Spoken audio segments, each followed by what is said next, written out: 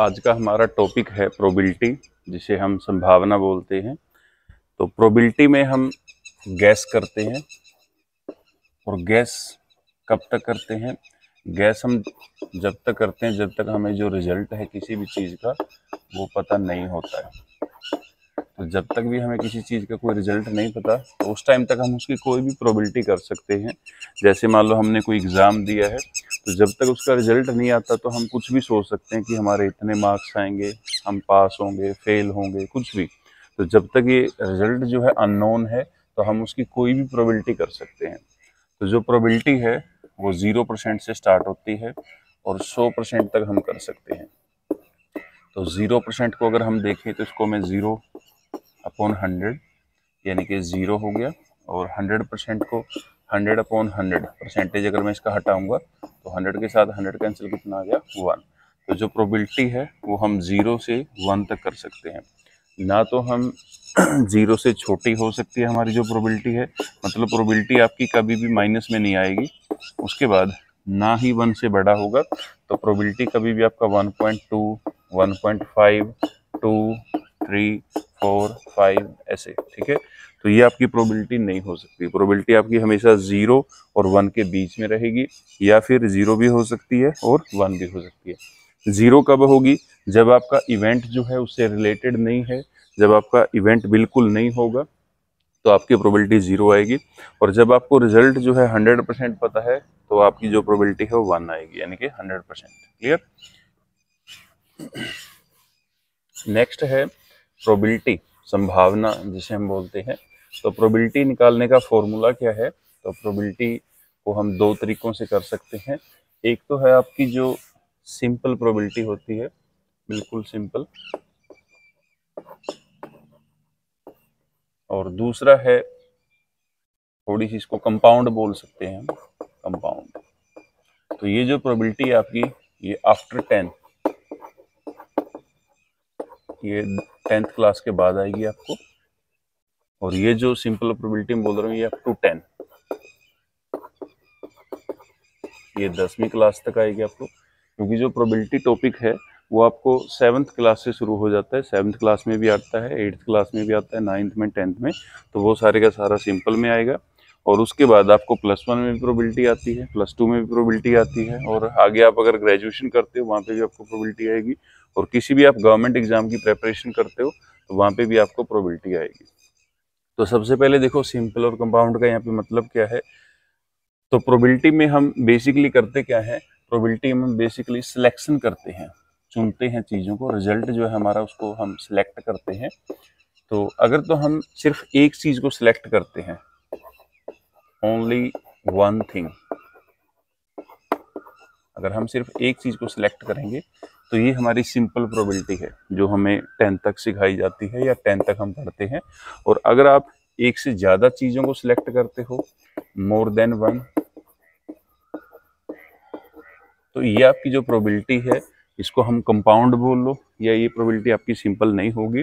और यहाँ पे हम, ये आपको +2 10वीं के बाद आएगी, मतलब +1 और +2 में आएगी, या कोई गवर्नमेंट एग्जाम की प्रेपरेशन करते हो वहाँ पे आएगी।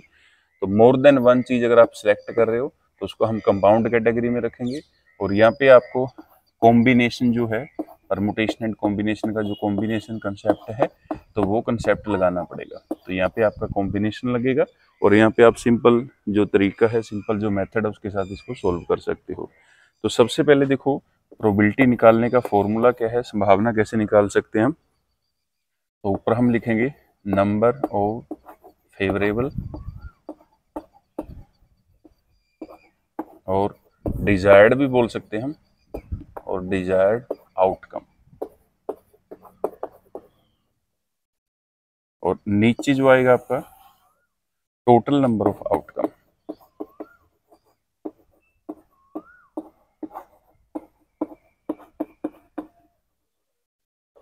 तो सबसे पहले देखो फॉर्मूला यही रहेगा, चाहे आप सिंपल प्रोबेबिलिटी को निकाल रहे हो चाहे आप कंपाउंड प्रोबेबिलिटी को निकाल रहे हो, फॉर्मूला यही रहेगा हर एक केस में हमारा, दोनों केसेस में। तो ऊपर क्या लिखना है? ऊपर लिखना है आपको नंबर ऑफ फेवरेबल और डिजायर्ड आउटकम, और नीचे क्या आएगा? Total number of outcome. तो जो चीज़ आपसे पूछी जाएगी, जिस चीज़ की आप संभावना निकाल रहे हो, जिस चीज़ की आप प्रोबेबिलिटी निकाल रहे हो, वो ऊपर लिखना है, और उसके जो टोटल केस हैं वो नीचे लिखने हैं। तो ऐसे आप जो है दोनों नंबरों को या दो फैक्टर जो आप कहेंगे दोनों को डिवाइड कर दो और आपका जो आंसर है वो हमेशा 0 और 1 के बीच में ही रहेगा। 0 हो सकता है, 1 भी हो सकता है, 0 से छोटा नहीं हो सकता, 1 से बड़ा नहीं हो सकता। तो ये था हमारा प्रोबेबिलिटी निकालने का फॉर्मूला। अब सबसे पहले देखो मैं दोनों को एक एक एग्जांपल के साथ समझा देता हूँ।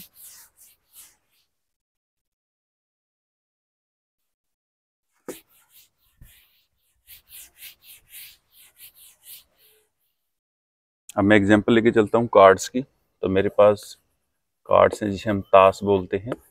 तो कार्ड्स के टोटल जो पत्ते हैं, टोटल जो कार्ड्स होते हैं हमारे पास वो होते हैं 52। तो टोटल 52 कार्ड्स हैं। अब उन कार्ड्स में से अच्छी तरह से उनको मिलाकर मैंने एक पत्ता सिलेक्ट किया है। तो एक कार्ड सिलेक्ट किया है मैंने। अब वो जो कार्ड है वो एस होने की प्रोबेबिलिटी निकालनी है कि वो जो कार्ड है एस होगा, मतलब जिसे हम इक्का बोलते हैं। तो इक्का होने की संभावना निकालनी है। तो सबसे पहले देखो एक पत्ता सिलेक्ट किया है 1 और यहाँ पे मोर देन 1। तो अगर मैं एक चीज सिलेक्ट करूंगा तो उसको मैं सिंपल तरीके से निकालूंगा। अगर मैं एक से ज्यादा चीजों को सिलेक्ट करूंगा तो वहां पे मुझे कॉम्बिनेशन लगाना पड़ेगा। तो सबसे पहले देखो प्रोबेबिलिटी निकाल रहा हूं मैं एस होने की, कि हमारा जो कार्ड हमने सिलेक्ट किया है वो एस होने की प्रोबेबिलिटी क्या है, एस होने की संभावना क्या है। अब सबसे पहले देखो जो कार्ड्स हैं उसमें टोटल 4 एस होते हैं हमारे पास। तो ये हमारे फेवरेबल हैं, मतलब जो डिजायर्ड हैं, जो हमसे पूछे हैं, तो वो 4 केसेज हैं। और उसके टोटल केसेज कितने हैं, टोटल कार्ड्स कितने हैं 52। तो जो चीज आपसे पूछी है वो ऊपर लिखनी है और जो उसके टोटल केस है उनको नीचे लिखना है। अब इसकी कटिंग कर दो, 4 1 जा 4, 4 1 जा 4, 4 3 जा 12। तो ये आंसर आ गया आपका 1/13। और इसको आप यहीं पे छोड़ सकते हो, फ्रैक्शन में भी आपका आंसर आ सकता है, पॉइंट्स में भी निकाल सकते हो, लेकिन ये जो आंसर है आपका 0 और 1 के बीच में आएगा। ठीक है, तो 1 को अगर हम 13 के साथ डिवाइड करेंगे तो ये 0 पॉइंट समथिंग आपका जो है आंसर आएगा। मतलब हमारा जो आंसर है इस लिमिट के बीच में ही रहेगा, इससे ज्यादा इससे कम नहीं हो सकता। दूसरा है, ये तो था देखो सिंपल कंसेप्ट जिसमें हम एक चीज को सिलेक्ट करते हैं। अब क्वेश्चन यही है, मैं थोड़ा सा इसको मॉडिफाई कर रहा हूँ, थोड़ा सा चेंज कर रहा हूँ मैं। अब देखो टोटल मेरे पास 52 कार्ड्स हैं। अब इसमें से मैंने देखो 2 पत्तों को सिलेक्ट किया है, 2 पत्ते जो सिलेक्ट किए हैं। तो अब ये केस चला गया हमारा कंपाउंड में। ठीक है, तो मोर देन 1 वाला केस बन गया। अब बताना है कि वो दोनों पत्ते जो हमने सिलेक्ट किए हैं दोनों एस होंगे, इसकी क्या प्रोबेबिलिटी है। तो दोनों पत्ते अब की बार एस होने की प्रोबेबिलिटी निकालनी है। तो सबसे पहले देखो प्रोबेबिलिटी निकाल रहे हैं हम एस होने की। तो ऊपर क्या लिखेंगे, तो ऊपर लिखेंगे हम फेवरेबल डिजायर्ड, जो हमसे पूछा है, लेकिन उसको हम करेंगे कॉम्बिनेशन के साथ। तो कॉम्बिनेशन का फॉर्मूला है NCR is equal to n factorial और नीचे है n माइनस आर इसका factorial into r factorial. Combination की जो वीडियो है वो पहले बन चुकी है। तो अगर आपको कॉम्बिनेशन क्लियर नहीं है तो उसकी वीडियो आप जो है डिस्क्रिप्शन बॉक्स में देख सकते हो, वहाँ से आपको लिंक मिल जाएगा। तो पूरी वीडियो वहाँ से देख सकते हो। अगर किसी को कॉम्बिनेशन क्लियर नहीं है तो वहाँ से आप कॉम्बिनेशन देख सकते हो, या आप चैनल पे विजिट कर सकते हो, चैनल पे आप कॉम्बिनेशन की वीडियो देख सकते हो। तो सबसे पहले देखो एस, अब दोनों पत्ते जो हमने सिलेक्ट किए हैं वो एस होने की संभावना निकालनी है। तो सबसे पहले देखो एन का मतलब होता है जो टोटल चीजें हैं और आर का मतलब है जितनी चीजें हमने सिलेक्ट की हैं। तो टोटल एस कितने होते हैं, टोटल जो इक्के हैं हमारे पास वो कितने होते हैं 4। तो यहाँ पे मैं 4 लिखूंगा। उसके बाद फिर कॉम्बिनेशन C4 कॉम्बिनेशन, सिलेक्ट कितने किए हैं 2। तो ये आ गया मेरा फेवरेबल या डिजायर्ड जिसे हम बोलते हैं। नीचे डिवाइड में क्या लिखना है, टोटल केस। तो टोटल कार्ड्स कितने हमारे पास 52 और इसमें से हमने सिलेक्ट कितने किए हैं 2। तो ये आगे हमारे टोटल केसेस। ऊपर लिखे मैंने फेवरेबल या डिजायर्ड जो पूछे हैं और नीचे लिखे मैंने जो टोटल केसेस हैं। ठीक है, और फॉर्मूला लगाया कॉम्बिनेशन का, क्योंकि जब भी हम एक से ज्यादा चीजों को सिलेक्ट करेंगे तो वहां पे हमें कॉम्बिनेशन लगाना पड़ेगा, ऐसे हम निकाल नहीं सकते इस क्वेश्चन को। तो इसको सोल्व करेंगे सबसे पहले फॉर्मूले के अकॉर्डिंग। तो n फैक्टोरियल, n मेरा 4 है तो 4 का फैक्टोरियल आ जाएगा। उसके बाद नीचे n माइनस आर, तो 4 माइनस 2, 2 फैक्टोरियल आ गया। उसके बाद इनटू आर फैक्टोरियल, आर कितना है 2, तो ये 2 का फैक्टोरियल आ गया। और नीचे सोल्व करेंगे तो 52 हमारा n है तो 52 का फैक्टोरियल कर देंगे। और नीचे डिवाइड में आ गया 52 माइनस 2, तो ये आ गया 50 फैक्टोरियल। उसके बाद इनटू आर 2 फैक्टोरियल। ठीक है, अब इसको सोल्व करना है। तो सबसे पहले देखो, ये जो 4 फैक्टोरियल इसको मैं लिख सकता हूँ 4 इंटू 3 इंटू 2 पे मैं इसको क्लोज कर देता हूँ, क्योंकि नीचे मेरे पास 2 फैक्टोरियल है। और ये जो 2 फैक्टोरियल इसको मैं ओपन करूंगा 2 इंटू 1, तो अब 2 फैक्टोरियल के साथ 2 फैक्टोरियल कैंसिल हो गया। और नीचे देखो इसको खोलेंगे तो 52 इंटू 51 इंटू इसको 50 पे बंद कर देता हूँ, क्योंकि नीचे मेरे पास 50 फैक्टोरियल है।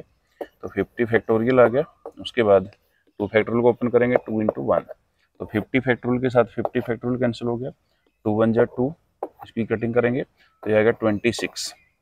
ठीक है, अब देखो ऊपर क्या बचा है, ये भी कट कर लो। 2 1 जा 2, 2 2 जा 4, तो ऊपर आ गया मेरा 2 इंटू 3 6।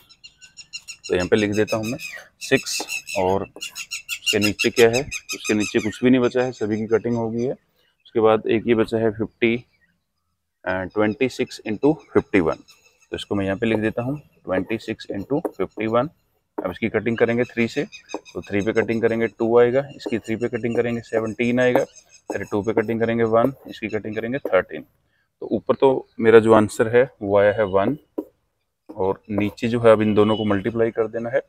तो 17 3 51, 17 और 5 22, तो ये आ गया 1/221।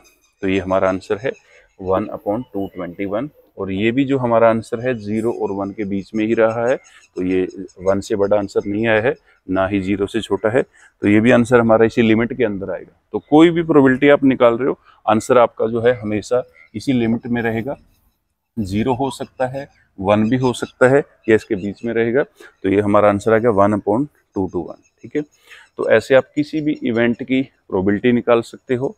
तो अगर आपको एक चीज़ पूछी है तो उसके लिए आप सिंपल फॉर्मूला लगाओगे, जो चीज़ पूछी है उसको ऊपर लिखना है, उसके टोटल केस नीचे लिखने हैं। उसके बाद अगर वो एक से ज़्यादा चीज़ों को सिलेक्ट करता है, एक से ज़्यादा चीज़ों की आपसे प्रोबेबिलिटी पूछता है, तो वहाँ पे आपको कॉम्बिनेशन लगाना पड़ेगा। कॉम्बिनेशन का ये फॉर्मूला है, इस फॉर्मूले के साथ आप कॉम्बिनेशन निकाल सकते हो। तो कॉम्बिनेशन की वीडियो अगर आपको देखनी है तो चैनल पे आप वीडियो देख सकते हो। अगर आपको कॉम्बिनेशन का कंसेप्ट क्लियर नहीं है तो यहाँ पे हमने फॉर्मूला लगाया है। फॉर्मूला वही रहेगा बेसिक, ऊपर लिखना है जो डिजायर्ड, जो फेवरेबल हैं, जो पूछे हैं, और नीचे उसके जो टोटल केसेज है उनको लिखना है। तो दोनों को सोल्व करोगे तो आपको जो आंसर है वो हमेशा 0 और 1 के बीच में ही रहेगा। 0 हो सकता है, 1 भी हो सकता है। तो ये था हमारा आज का टॉपिक प्रोबेबिलिटी। नेक्स्ट वीडियो में इसके कुछ क्वेश्चन को भी सोल्व करेंगे। तो इस वीडियो में इतना ही था। इसमें सिर्फ हम कंसेप्ट को समझेंगे कि कैसे हम प्रोबेबिलिटी को जो है निकाल सकते हैं। तो आज की वीडियो में इतना ही। Thank you.